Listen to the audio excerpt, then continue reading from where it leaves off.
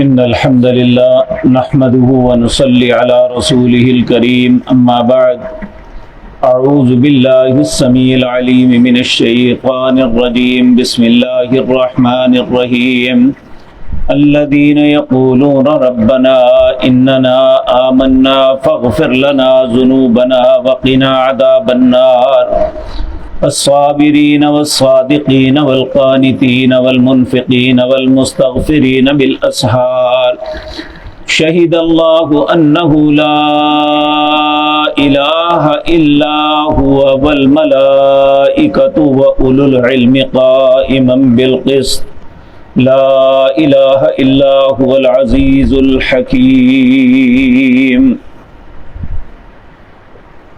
حضرات محترم، گزشتہ آیات میں ہم یہ بات پڑھ کے آئے ہیں، اللہ مالک نے حضرت انسان کو جن صفات سے متصف کیا ہے،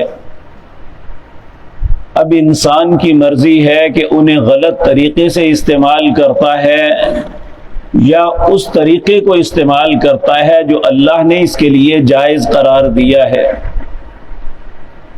اگر تو یہ اللہ نے جو انسان کے اندر خواہشات کو پیدا کیا اسے جائز طریقے سے استعمال کرتا ہے تو یہ اللہ کا محبوب اور پسندیدہ ہے۔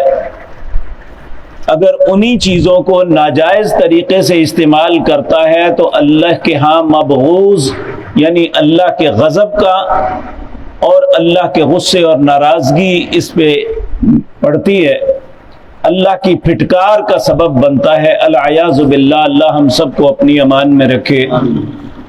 تو اللہ رب العزت نے اس کے بعد فرمایا یہ مال و دولت، یہ خزانے، یہ سونا چاندی، یہ سواریاں، یہ انعام جانور، یہ کھیتیاں، ساری چیزیں اپنی جگہ، لیکن اے میرے نبی انہیں خبر دے دیجیے کہ تمہیں اس سے بہتر بات نہ بتاؤں۔ وہ بہتر کیا ہے کہ اللہ کے لیے تقوی اختیار کرو۔ ایسا کرو گے تو اللہ ایسی جنت عطا کریں گے جس کے نیچے نہریں بہتی ہیں، خالدین فیہا، اس جنت کے اندر ہمیشہ رہیں گے اور انہیں پاکیزہ بیویاں ملیں گی۔ ورضوان من اللہ، سب سے بڑی چیز یہ ہوگی کہ وہ اللہ کی رضامندی انہیں عطا ہوگی۔ اللہ ہمیں بھی ایسا نصیب والا بنا دے۔ تو سوال یہ پیدا ہوتا ہے، انسان اپنی زندگی میں 100 خطائیں کرتا ہے بلکہ ہزاروں خطائیں کرتا ہے، تو اچھا انسان وہ ہے جو اپنی خطاؤں پہ نادم ہو کے اللہ سے معافی طلب کر لے۔ تو تقوی والے جو لوگ ہیں ان کی صفات ان آیات میں جو آج آپ کے سامنے پڑھی ہیں ان کا تذکرہ کیا ہے۔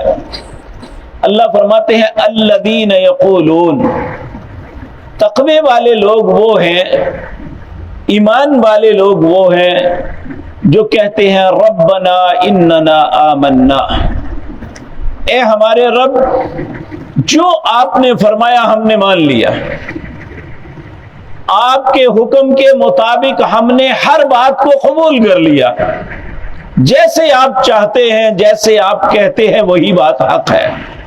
آمنا، ہم ایمان لائے، اس لیے اب فاغفر لنا، اللہ ہمیں بخش دے، ذنوبنا، ہمارے گناہوں کو، فاغفر لنا، بخش دے ہمارے لیے ہمارے گناہوں کو، وقنا عذاب النار، اور ہمیں آگ کے عذاب سے بچا لینا۔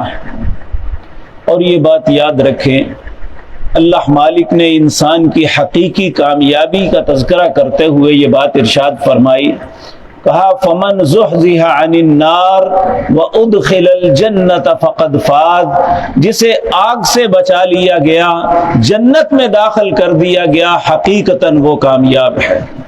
اس کے علاوہ دنیا میں کوئی کامیابی نہیں۔ فرعون کو اتنی بڑی دنیا میں بادشاہت ملی، اتنا لمبا عرصہ، شاید ان ساری صدیوں میں اتنی بڑی بادشاہت اور لمبی بادشاہت کسی کو نہ ملی ہو۔ 70 سال تک بادشاہت کرتا رہا، لیکن انجام کیا؟ کتنے ہزار سال گزر گئے، اللہ فرماتے ہیں النار یعرضون علیہا غدوا وعشیا، اب صبح بھی اسے آگ پہ پیش کیا جاتا ہے، رات کو بھی آگ پہ پیش کیا جاتا ہے۔ یعنی جس شخص کو ہزاروں سالوں سے صبح بھی آگ لگ رہی ہے، رات کو بھی آگ لگ رہی ہے، وہ آگ لگنے پہ تڑپتا ہے، مرتا ہے، جیتا ہے، کیا اس کی 70 سال کی بادشاہت اور اس کے مزے کہاں گئے؟ اور نہ معلوم کب قیامت قائم ہوگی، اور جب قیامت قائم ہوگی تو اس کا عذاب اور بڑھ جائے گا۔ العیاذ باللہ، کسی کو 1000 سال بھی بادشاہت مل جائے تو اگر انجام یہ ہے تو اس کا نام کامیابی تو نہیں ہے۔ کامیابی کیا ہے کہ انسان اپنی زندگی میں کچھ سختیاں بھی جھیل لے، لیکن بالآخر موت ہوتے ہی اللہ اس کی خطاؤں کو معاف کر کے اسے عذابوں سے بچا لے اور جنت کے نعمتوں سے نواز دے۔ حقیقتاً یہی کامیابی ہے۔ تو اللہ رب العزت فرماتے ہیں الذین یقولون ربنا، وہ لوگ جو کہتے ہیں اے ہمارے رب، اننا آمنا، ہم نے آپ کی ہر بات کو قبول کر لیا، ایمان لے آئے، فاغفر لنا، بخش دے ہمارے لیے ذنوبنا، ہمارے گناہوں کو، وقنا عذاب النار، اے اللہ ہمیں آگ کے عذاب سے بچا دے۔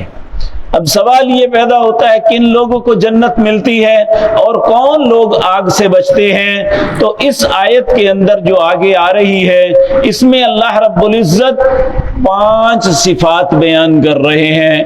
جو انسان ان صفات کو اپنے اندر پیدا کر دے، یقینی بات ہے کہ اللہ اسے جنت بھی عطا کریں گے اور جہنم سے بھی بچا لیں گے۔ پہلی صفت الصابرین، صبر کرنے والے، یعنی اللہ نے جس حالت میں رکھا ہے اس حالت میں خوش ہیں۔ اگر خدا نخواستہ کوئی تکلیف بھی آ جاتی ہے تو صبر کرتے ہیں کہ میرے رب کا حکم تھا۔ الصابرین، صبر کرنے والے۔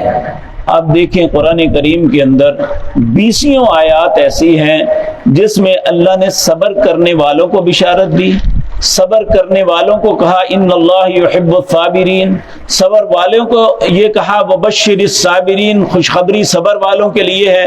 لیکن جو لوگ صبر نہیں کرتے، جزا فضا کرتے ہیں، بین ڈالتے ہیں، اپنے آپ کو مارتے پیٹتے ہیں، اپنے آپ سوسائڈ کر لیتے ہیں، اللہ کی نظروں میں وہ کسی کام کے لوگ نہیں ہیں۔ اللہ کی نظروں میں محبوب وہ لوگ ہیں جو صبر کرنے والے ہیں۔ پہلی صفت الصابرین۔ دوسری صفت والصادقین، سچ بولنے والے۔ جھوٹ جو ہے یہ انسان کو گناہ کی طرف لے جاتا ہے اور گناہ انسان کو جہنم کی طرف لے جاتا ہے۔ سچ جو ہے انسان کو نیکی کی طرف لے جاتا ہے اور نیکی انسان کو جنت تک پہنچاتی ہے۔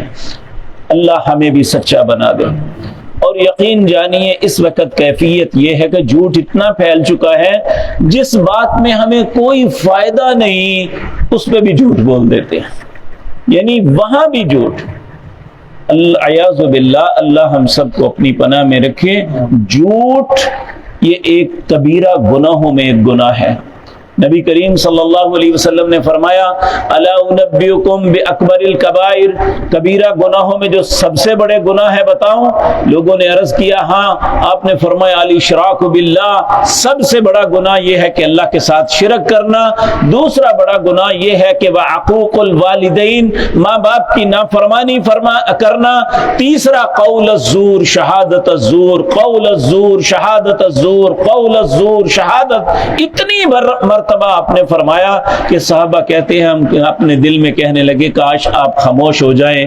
قول الزور، جھوٹ بولنا، شہادت الزور، جھوٹی گواہی دینا، یہ کبیرہ گناہوں میں سے ایک ہے۔ تو سچا انسان اللہ رب العزت کو محبوب ہے۔ اللہ فرماتے ہیں والصادقین، دوسری صفت ان کے اندر یہ ہے کہ وہ سچ بولتے ہیں۔ تیسری والقانتین، فرما بردار ہیں، نافرمان نہیں ہے، اللہ کے حکم کی تعمیل کرتے ہیں، اطاعت اور فرما برداری کرتے ہیں۔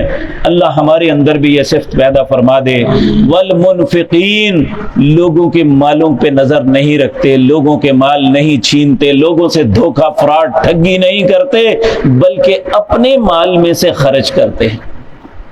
اپنا مال لوگوں پہ خرچ کرتے ہیں، اگر لوگوں کو کوئی فائدہ پہنچا سکتے ہیں تو پہنچاتے ہیں، لوگوں کے ساتھ بددیانتی، خیانت، دھوکہ یہ سب کچھ نہیں کرتے۔